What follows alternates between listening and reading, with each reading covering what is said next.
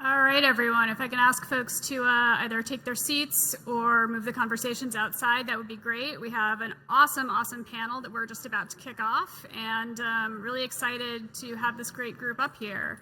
So I'm going to introduce the moderator, and he will introduce the other panelists. So the moderator is Scott Berkey, who's the XR product manager at WestRock.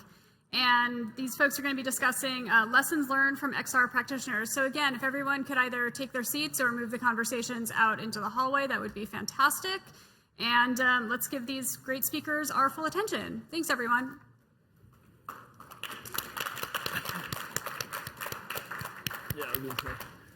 Hey, good morning. I'm Scott Berkey. I'm the XR product manager for WestRock. We're a global packaging and manufacturing company.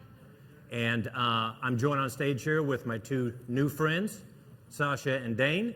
We're going to do things a little bit different in this session. If you've been in this room or other rooms, you're seeing a lot of sizzle reels, a lot of maybe solutions, sales. We're here to do group therapy session today, so I hope you're ready, right? So what we want to do is, in our session, Lessons Learned from XR Practitioners, we want you to leave here today with three new friends, people you can contact, ask questions, get advice, commiserate with, right? So that's what we're here to do today. We have again, we don't even have any slides.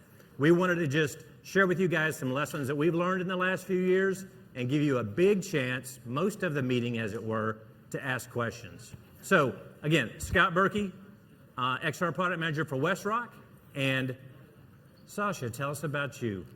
Hi, everybody. My name is Sasha Somoshina. I am the director of labs at Moving Brands, which is a creative studio out of London, San Francisco, and Zurich. I'm actually just starting the new phase of this project out of Los Angeles, where I'm based. I just started this job 2 months ago, and we're focusing on, XR in the educational space, as well as how to make XR sustainable, how it's accessible and scalable on a more sort of worldwide way to make it a tool for everybody. My former career was at NASA's Jet Propulsion Laboratory, where I helped pioneer immersive media for first communication and then for science and engineering. So I have a lot of experience in processes and how to sort of break the processes in a very, very rigid environment and throw technology into a needed use case. So a lot of work in human-centered design, a lot of work with, I like to call it life-centered design. So excited to be here and excited to sort of tell you some real deal stuff. This is meant to be very much like, we're gonna give you the real deal, so. Awesome. Well, so my name is Dane Laflin. I'm an innovation engineer for Koch Industries, which is a large manufacturing organization. We've focused, me and my team over the last couple of years have focused on deploying a lot of different AR and VR applications. And we've stepped in all the potholes along the way. So that's what we're here to kind of talk about. Scott said we're not going to try and sell you anything. I think it's more talking about those potholes and how we can help you avoid those. So my situation, to kind of start off, and then we're going to get into a little bit of conversation starter stuff, right? But 2019, I left the National Basketball Association. I was putting basketball games in VR headsets, and I left that opportunity to come to WestRock. The big thing that I found that I left behind with the NBA, besides getting to see Shaq every Thursday, was I left behind a close-knit network of mentors and folks that knew XR better than I did, and I branched out on my own and went to work for a paper manufacturing company where I was employee number one in the XR space. And so what I found, as maybe some of you have found as well, is that the value of my network has been immeasurable. Having someone or some ones that I can reach out to, ask questions, bounce things off of. I'm very chatty, as my coworkers here, Michael, Cash, and Christian, thank you for coming, will be happy to tell you I'm always bouncing stuff off of people, right? You can't shut me up, because that's how I kind of process through things. So when I got to WestRock, I found that I had 49,000 manufacturing people, none of which knew anything about XR, and so I started having to rely heavily on friends like Dane and Sasha and others to get information from and to kind of help me with the path we're carving in XR at WestRock. And so the big lesson that I learned right out of the gate was that I needed to have a network. I needed to have people that would risk my anger and tell me what I needed to hear, not just what I wanted to hear, right? They would tell me if they thought I was messing up, going down the wrong path, not looking at things the right way. Maybe you've experienced some of this as well. Maybe you are in a situation where you're early on in implementing XR at your company. If you are, you're amongst good company here, right? So really kind of what we wanted to share is Dane and Sasha are going to give you some insights about the last couple of years, the big lessons that they've learned that have helped them that we want to just kind of impart on you guys. And then again, after this, we're going to open it up for questions. Again, group therapy session. We're all going to sing Kumbaya at some point, I promise. So look forward to that. Are we doing that? We might. Okay.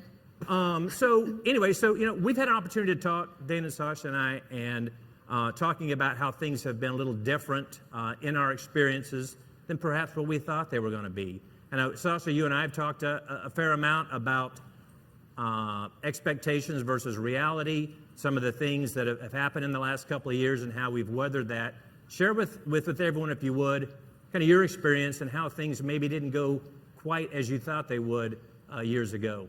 Right. Yeah, absolutely. I think two things that I want to mention, and I will bring this mostly to the NASA's Jet Propulsion Laboratory work, because I feel like scaling things in that atmosphere is very difficult, and it was hard to get past the, wow, this is cool, even when there were tools that actually worked and helped during the process.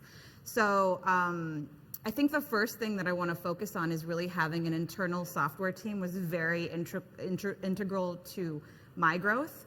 Even though we had a small but mighty team, for one of the projects that I led, we did 3D Cad Visualization. The last talk was really excellent to see how far we've come, but that project had been together since 2016, so we created our own processing pipeline before any pipelines were kind of doing the things we needed them to do. We were able to basically virtually build spacecraft in the room outside of the screen before we machined any part of it, and that product is called Protospace. It still comes out of the NASA Jet Propulsion Laboratory. Hopefully we'll open source it one day. That's the dream, but I do not have power there anymore, so I'm just putting that out there.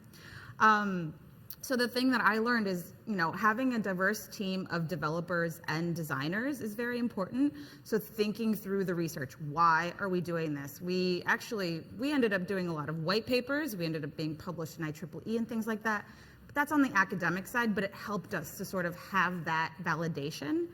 And even when a mechanical engineer was like, wow, look at how big or small or this or that this is when you're looking at things in full scale, to get that same engineer to put a HoloLens on their head in the clean room and disrupt the process that they are so used to was hard. Why?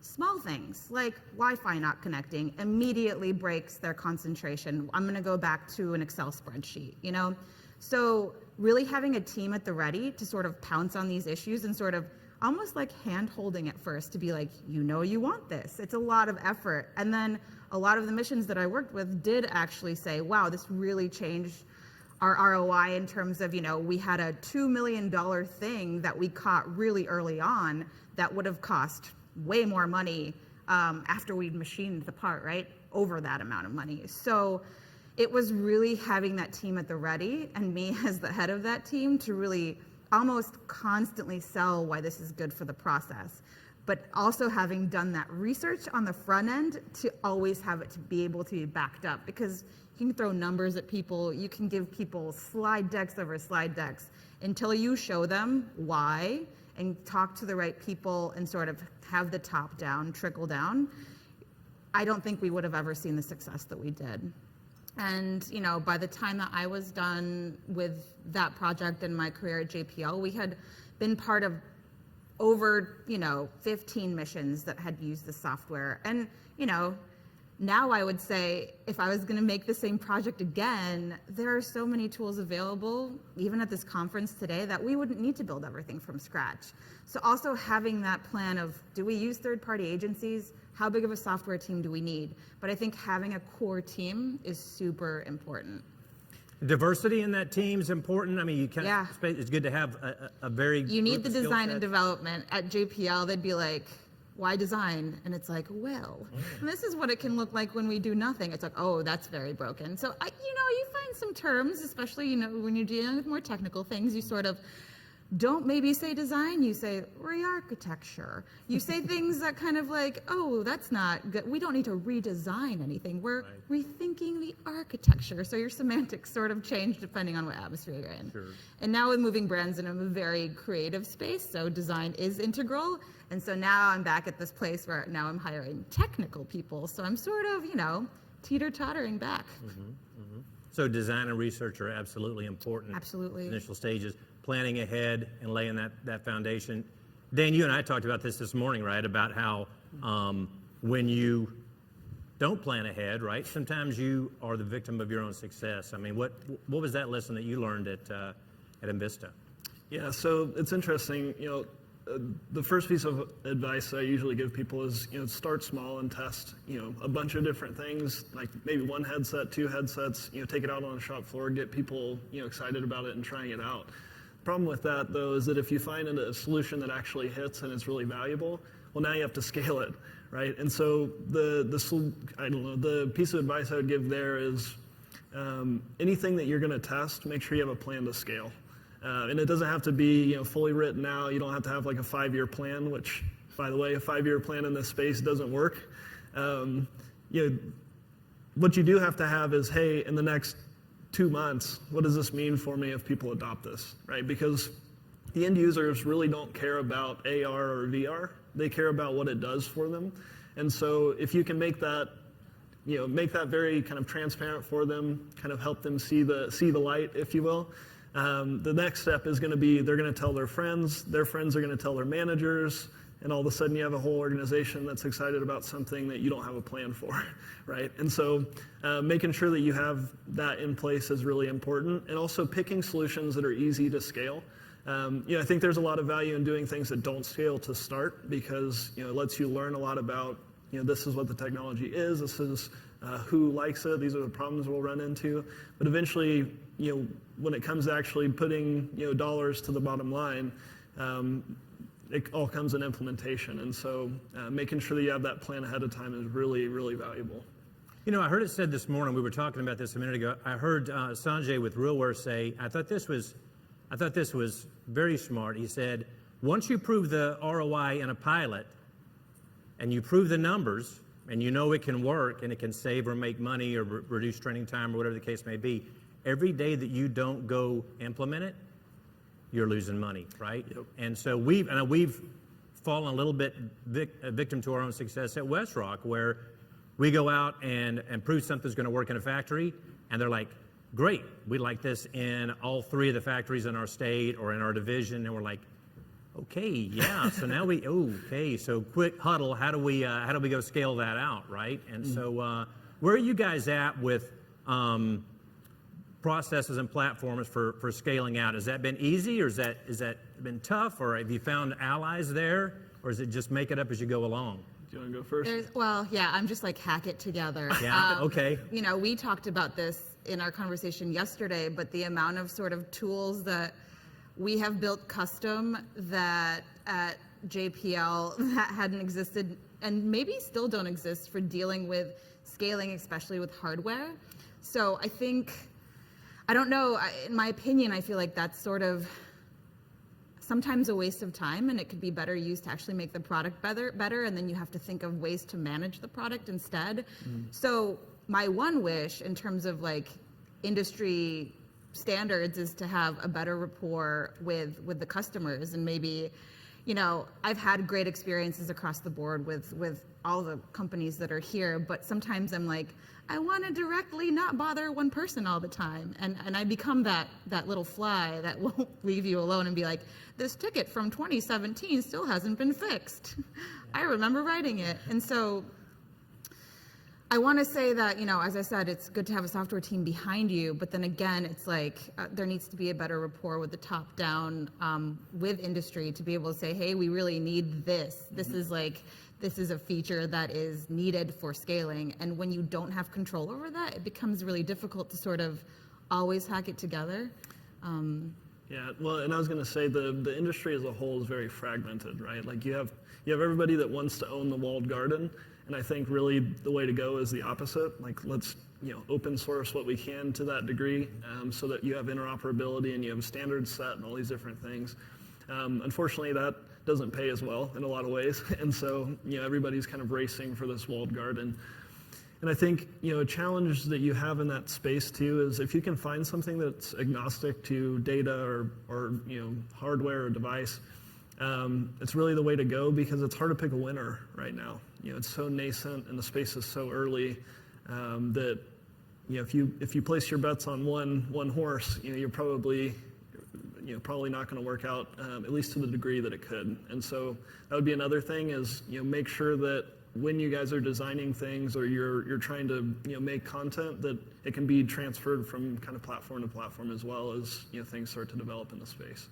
Where do you find, so when you talk about partners, vendors, I like to call them partners, right? When you talk about partners in this space, without naming names, right? Or maybe you can, right? Who are you getting good advice from? I mean, who seems to have some good thought leadership, or are you finding good thought leadership from the partner community in XR? Yeah, I think there's definitely, we have quite a few partners that help us in this space, and we rely on them heavily for kind of ideas of what the future might look like, right? And so we have, I think the relationship there is different than like a traditional vendor. It's not as transaction based, right? Like a lot of vendors, you go and it's I give you this and you give me this and we're done. And I think the goal for us is how do we build relationships with other companies that are pushing and moving the bar in this space, and then kind of integrate our business processes and help each other grow as we go. I think another thing, one more thing is with industry, giving feedback is our responsibility, right? A lot of the vendors don't know what the day-to-day life of a mechanic in the field looks like, and so that's where we can be really valuable is to provide that feedback in order to build better tools. So you found it valuable? I mean, do you take vendors into your facility? That's probably a big no-no for you, I'm guessing, Sasha, right? But like for us, I'll take partners into factories. Any benefit in that? I mean, we couldn't really take in the spacecraft assembly facility. How cool! There's limited amounts of people that could go in there, but you could kind of see the flow. I mean, it's kind of like any other thing except for you're in a clean room creating, building a spacecraft. So they're not that different from other assembly places except for the thing that you're making, which is like one thing that you really hope works, and it usually does. So I think vendors were just really excited to work with us. I feel like there was a lot of time spent with maybe vendors that weren't good fits for me because I kind of at the meeting would realize, hey, maybe there's no point in this, but sometimes it would be surprising to be like, oh, I see this angle and it would be really helpful. But on the government work side, the issue for those of you that are here that are government employees or contractors, there's not really a lot of funding. So that's where the door sort of closes. And that's why I sort of had to do more of a ragtag thing to be like, well, can we build it ourselves real quick? Kind of replacing technologies that maybe we couldn't afford or use and building it from scratch. Again, not always the best decision, but for R&D and to be like, does it work? Let's throw spaghetti at the wall. A really kind of quick way to, do proof of concept as well. Sure. So, Courtney, I'm a little off on, do we have 2 minutes left or do we have 32 minutes left? Because I did not wear a watch. I told you I was going to. Lesson learned, wear a watch. So we're good. Okay, all right. So we really, on the stage today, right, when you look at Sasha and Dane and myself, we talked about this previously, but none of us has been in this industry, 27 years. Like somebody will maybe try and tell you they've been in VR since the 1940s or whatever. But we've all been combined. We've got 15, 20 years of experience amongst us, and experience putting devices in the hands and on the heads of people in factories, in laboratories, in industrial enterprise environments. And so I don't know kind of where you guys are at, ladies are at, but if there's something you'd like to know, question you have, something that's maybe bothering you in your situation, that you'd like to kind of pick our brains on, we're happy to answer questions for you. Let's run Courtney ragged and just let her walk all over the place with this mic. So what kind of questions do you guys have? Do I have the mic? Yes, Yeah. it's working now. All right, questions. Okay. Yes. Question. Good. I'm going to point at people and make you ask. We'll questions. start pointing. I'm not sure best how to ask this. I work for Gulfstream Aerospace. My name's Chris Nussbaum. Awesome. We're in the process of, we just deployed our first production HoloLens application. And so we're in the process of trying to figure out how to scale our team and scale the product. And so any advice you can give on either how to train people that are kind of, hack and build it to make it work into production coders, or should you hire those people externally, or should you look for the production coders internally that are in other groups? Like, how do you expand the team to make it functional and make a true production product? So it's got an engine, so that's you, right? Okay. In my experience, I hired very high technical folks from like PhDs in computer vision to sort of run the product, and then junior people would kind of be mentored through the process with them. And after a couple of years, those people would come out as senior tech devs as well. So it was sort of this entryway where you start with people that are, I think senior is very needed. You need 3D developers, you need internal UI folks that have experience and have run teams. I'm not saying you need a PhD. I don't believe in everyone needing that, but coming from the world that I did, that was a lot of pressure towards that. But just having the experience of the research side and the tech side and like thinking a little bit outside the box to be able to both hack things together and train the rest of the team was integral.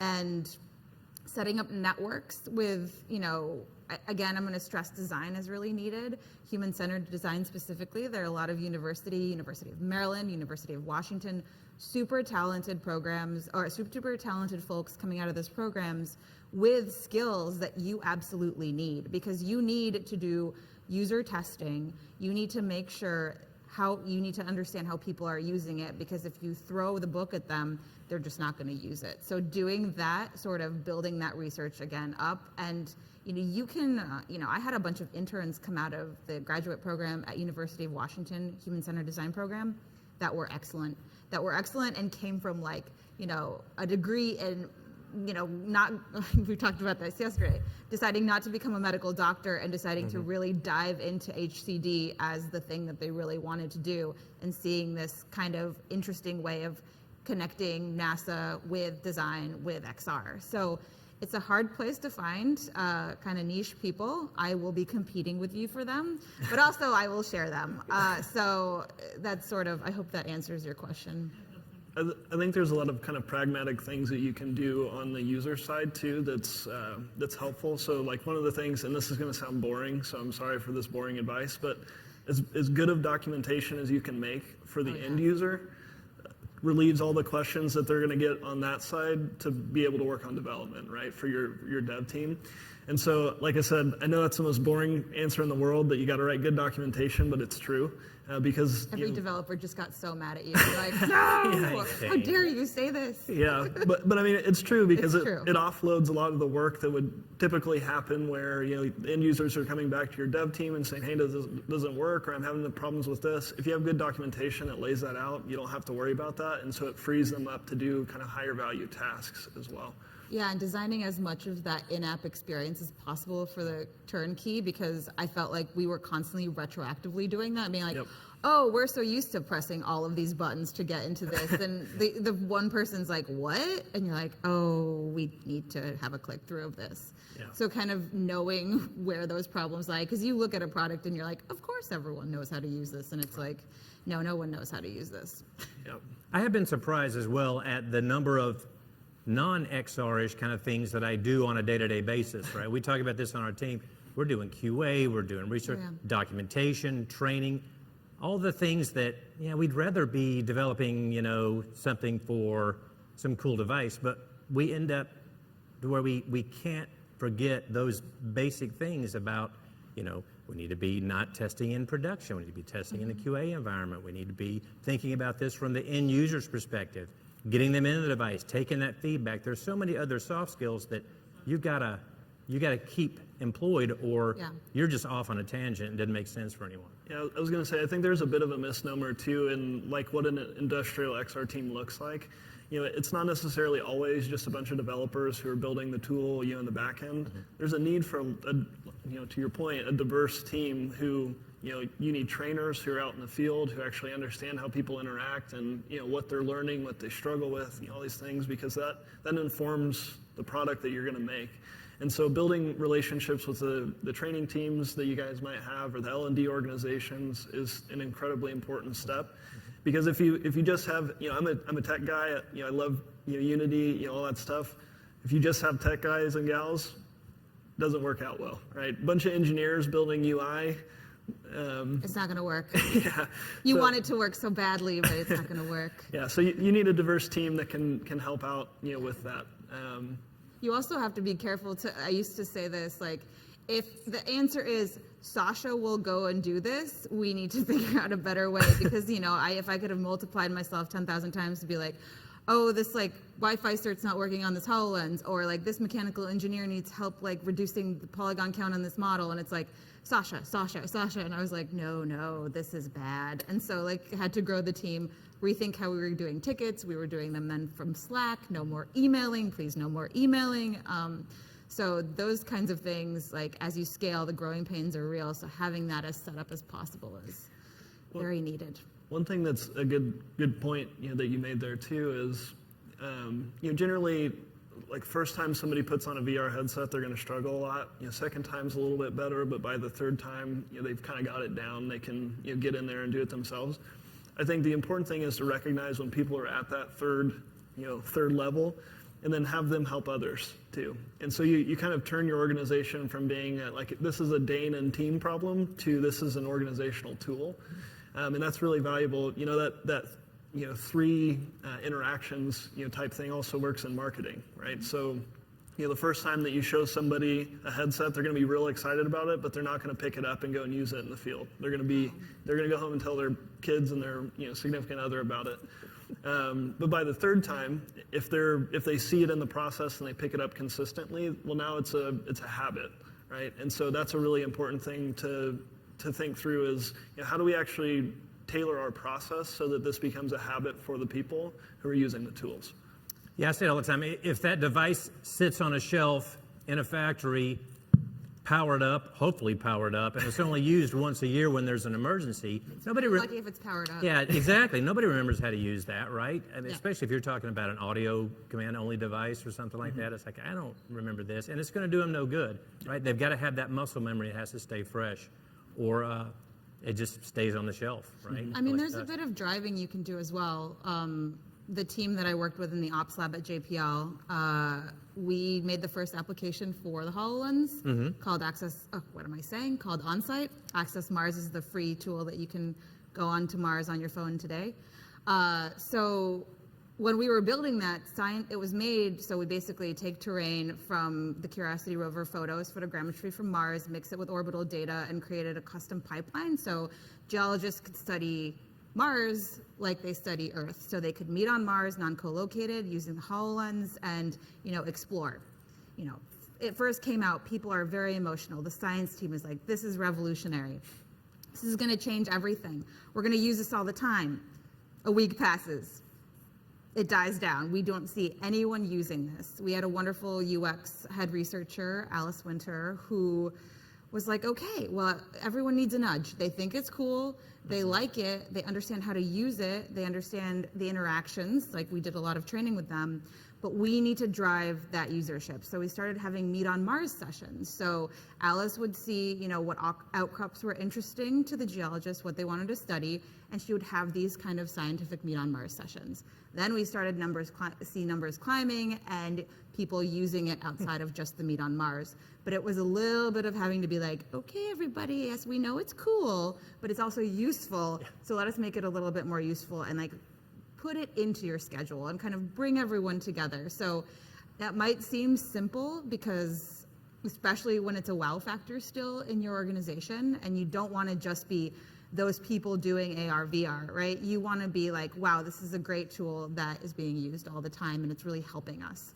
So that was a huge learning curve. It seems like such a simple answer, like you sort of got to plan it in. Well, we thought when we went out with devices and showed people, and they were excited about it, they were just going to use it forever and every day, and it was just going to be wonderful. And what we found was that they didn't use the devices. And our findings there, as we start to talk to folks, right, is why aren't you using this? Well, because we were bringing a solution that didn't solve a problem, right? And so what we've shifted to at WestRock recently on our team is, let's talk about the problems. Let's talk about what it's like to be a new employee in a factory day one. What kind of information do you need? How are you going to consume it?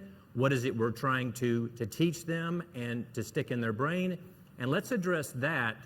We've got a lot of devices that can do that, but let's start with that, right? And let's solve that problem as opposed to, here's a HoloLens 2, good luck, go, yeah, right, because the cool factor doesn't last.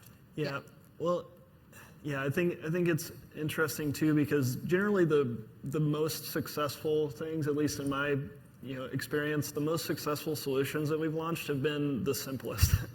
And a lot of times in this space, we think it takes a headset and a companion computer and 4 different people involved, and really all you need is remote assist, right, or something like that. And so I think particularly if you're building things from scratch, the MVP model is really important, right? Figure out what the core needs of the end user are, build up to that point, test with them. If it's great, build more capability into it. If it's awful, trash it and start again, right? I think the other part of this is, don't be afraid to rework things, because this is a new space. The first time you build something, it's probably going to suck, at least if you're like me. And so the next time around, you'll learn what sucked about it, apply that, and keep going. So I think from industry, we're not really used to this like move fast and break things type mentality that you hear from Facebook and Amazon and a bunch of tech companies, right?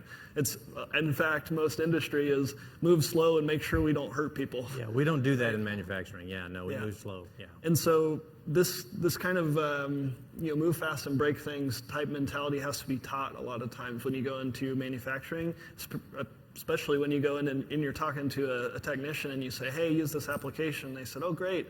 And then something goes wrong, inevitably. And they say, well, why is this not perfect? And it's like, well, because we're building a brand new tool, right? And so having that conversation early, where you walk up to them, say, hey, here's a new tool that we want you to try out, full caveat, this is something that we're building, makes that conversation way easier, and they're much more understanding too. Yeah, and also remembering that, I don't know if everyone's going to like me saying this, but XR is not always the solution. Yep. I think sometimes people throw that into the ring when it doesn't always need to be. We still have Web 3D, WebGL's huge right now. Like, sometimes you can do things in that way.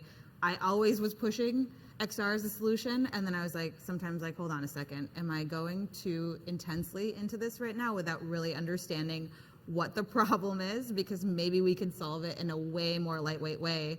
And then when I sort of started doing that more, then again, we stopped being like just the XR people. We became, a software solutions and innovation team, and I'm carrying that through to my new career as well. And so I have to remind myself, even though, because I've been obsessed with this world since I first started working in it, and probably since, I started playing video games when I was little, but it's not always the solution. Right.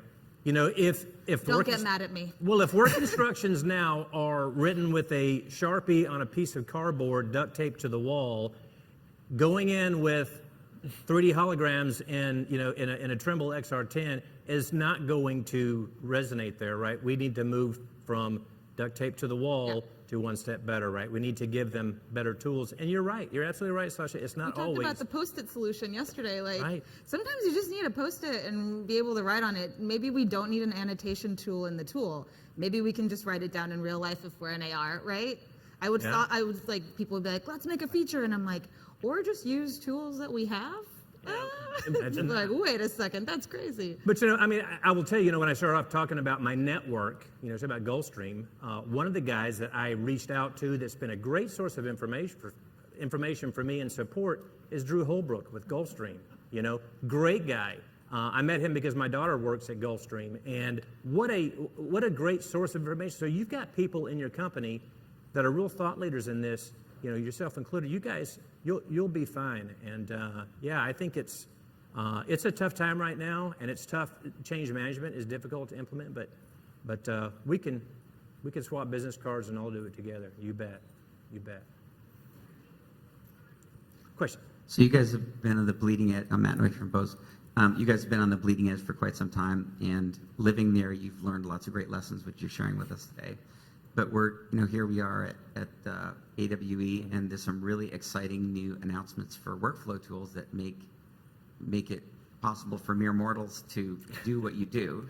Can you talk about the transition from this bleeding edge, hackathon mentality to real workflow tools, and how that might affect how you staff up and how you continue to, to train and retrain the people that you've brought in to do this work? Yeah, I can. How dare you, Matt? Thanks, That's a great question. Yeah. Well, so I think particularly with workflows, it's important to have somebody that's close to the end work that's going to happen writing those workflows. I'm not going to write a great procedure, for instance, for something that I don't know about. And so I think the conversation becomes one about upskilling people that are already in those types of roles. And then if you can't upskill, or you have to hire into those roles, thinking critically about, again, what does that role look like, and does it need to be a developer, or can it be somebody who's worked in learning and development at another organization. And so I like to think about a lot of these tools as kind of like Excel and PowerPoint and all these things that we use on a daily basis. You don't have like an Excel guy, like that you send stuff to, and then like they write it up in Excel and then they send it back to you, and then it's done, right? So the goal is how do you create tools that you can train people who aren't kind of in this space to use. And I think that's really the value of a lot of the solutions that are coming out right now is, in the past, if you wanted to build your own workflow app, you had to build a Unity, you're in the like Unity editor, you're like, typing in the different steps. And then if anything needs to change, you have to go back discreetly and change it every time. And now, there's a bunch of editors that you can just buy off the shelf, deploy it to a headset, you're good to go. And so that's really the value in partnering with a lot of the the vendors that are here is solutions that scale, and we call them citizen developers, right? We think about our people as like we want everybody to be able to pick up tools and use them to a certain extent, and so we don't. Segmentation happens a lot of time in industry where it's like you're just a mechanic, or you're just an engineer, or you're just XYZ, and it should be passion focused, right? And so if there's people who really like this stuff, I don't care where you come from, we'll teach you on how to use the tool, and you can start building there. Yeah, that's a great question though. If it's going to help our company and it's going to maybe give someone some new skill sets that's bored to tears in their job, right? I mean, how can that be a bad thing if it increases safety and production and efficiency and morale? I mean, we call them business unit advocates, right? I think citizen developers is a great term, but we're all about, I mean, we have 50,000 employees at WestRock, and everybody that knows XR at WestRock is in this room right now. There's 4 of us, right? And so we have got to work through other people. We've got to give them tools that are easy and intuitive to enable them to be able to help scale and spread the love. And we're happy to do it, right? Because like Sasha said, if the answer is always go talk to Berkey, right? I'm watching Netflix. I'm a little busy over here, right? So I got other things to do besides just be the support for 50,000 employees. So we scale out through some of these tools you're talking about. I think it's important. It's important. Yeah, and then having people that have those relationships, right? It's growing that individual sort of, this is how we're using it. These are ways that we would like to see it improve.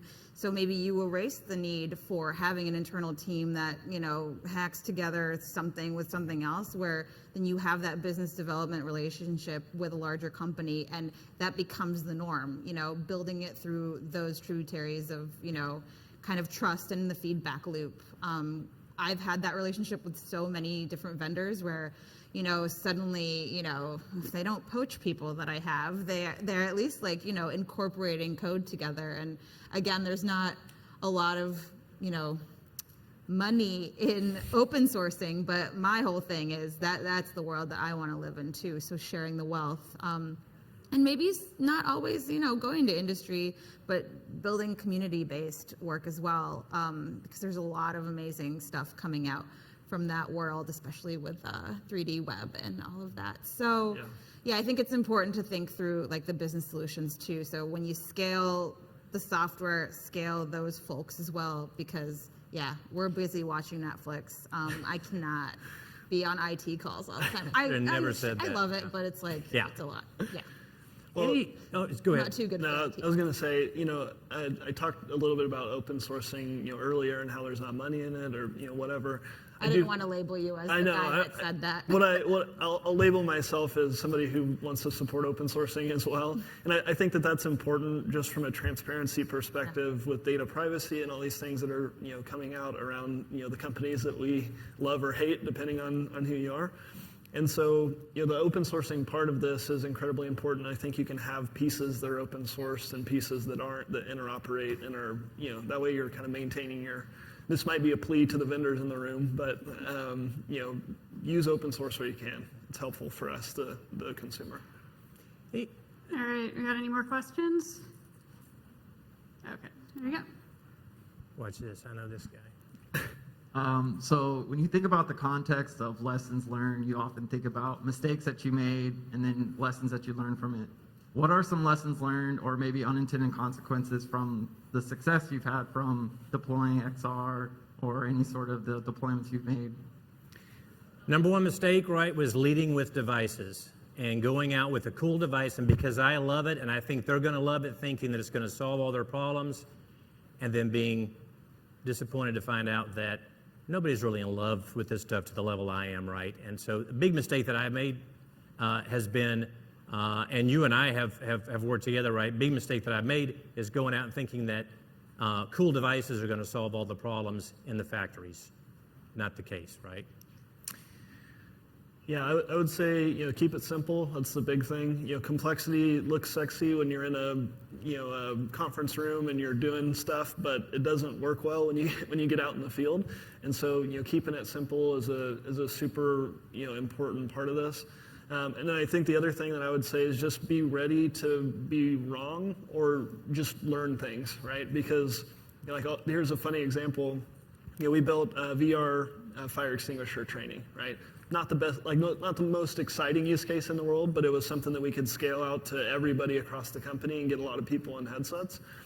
One unintended consequence of this is that people would go through fire extinguisher training and have fun, and then they would intentionally fail to go back through fire extinguisher training, right? That's amazing. I would do that. I would do that. And so that's a second or third order consequence that you don't consider when you're building AR and VR. It's not like it was a hugely impactful thing. We want people to enjoy training. But there are unintended consequences of doing things through XR that you really have to kind of think critically about. There's a lot of ethical things too that we probably don't have time to get into right now. But really kind of deeply thinking about what are the complications of doing it in a different modality than we would traditionally do it in, I think is really important. Yeah, I agree with both of these. I think for me, what are my mistakes? So many mistakes. But I think one of I'm guilty of this one directly. So not really having a clear vision exactly what you want your product to do when you do have an internal team and you're building it. I had a really hard time finishing the project. Right, with Protospace, it was like, oh, but we could always do this like orbital tool within this. Oh, we could also like take this and make it a procedural tool. So then the tool began to get too big, and then it became hard to control. And I had to kind of go, customer forward because I was employing all these people, internal funding that I was getting. So that was sort of my excuse. But what I should have done is said like, no, this is all it does, and that's that. And then we can port some of this stuff to this other product. So really being able to know what the vision is, what the tool does, why, and like knowing when to end it. It's hard. I was unsuccessful in ending my, my project in the way that I wanted it to be. It was too many things. Yeah, And I think that's like the sword I fell on. Yep. And it's way too easy to do because you get into it and you're like, oh my gosh, like I got it now. I have the perfect team. Let's keep building this forever. And It never gets deployed. it never gets deployed. And people are like, have you guys been making this for like 5 years and it's not fully deployed? You're like, yeah, always a work in progress. So I think that's huge for me. Yeah, it's not doing anybody Felt any like good. therapy. Yeah. Thank you for listening. Yes, this is Like, group therapy for oh. us. Thank you. That's a good question. Yeah, it was a great question. All right, any more questions? Questions? Oh, I want to say one more thing too. Yeah. Is being honest about the success rate of things, because we, for instance, had the first like HoloLens museum experience, and it was a Mars experience, and everyone loved it. But the reality of it, like Microsoft had to throw all these developers that went and lived next to the experience, and there was all of this like hacking together of things that happened, and only one HoloLens broke, which was incredible after like, I think it was like a 60-day run. But we were like, oh, let's do it elsewhere. It's like impossible to recreate because the software is out of, you have to update everything, the Wi-Fi issues that were happening. But when I told the story, it's like so successful, look at these stats. But the reality is, could be better and more scalable. And so I think hearing more of those real stories and like remembering to not always put that glint of like, we solved the problem is important. Yeah. Sorry, now I'm just confessing Iterations, to everyone. right? Yeah. Confessing all Right. the problems. Well, Yeah. I think that's real though, right? Yeah. Like you go to AWE, I love these conferences by the way, AWE, EWTS, like all these conferences are great. You can build your network, do all these different things. Problem is that every time you go there, you're hearing 70% reduction in time to proficiency, and we save millions of dollars, and all these different things. You don't hear about like, hey, we deployed 6 of these headsets, and 3 of them broke, and the other 2 sit on the shelf, right? And that's the reality of this space. And so, I think maybe this session is it's a little uncomfortable probably, but Sorry. it's the realistic nature of trying to deploy this stuff in the field. But I think that at the end of the day, right, I mean, there's good news in that we don't have to be perfect yet, right? We can iterate through it. We can have a sense of good humor, a little bit of flexibility, and we can work together. I think whatever's good for the industry is good for all of us, right? And if we work together, the tide rises all boats. And I would encourage everyone to build that network out, get our cards, get each other's cards, stay in touch, not just at the conference, but some of those, the real stuff gets solved one-on-one after the conference when you're working through things. Take advantage of your network, build it out, and use it. Yeah, that's a great point. All right, we've got time for maybe like one more question. If there's one more question, or if everyone just wants to go to lunch, we can just go to lunch.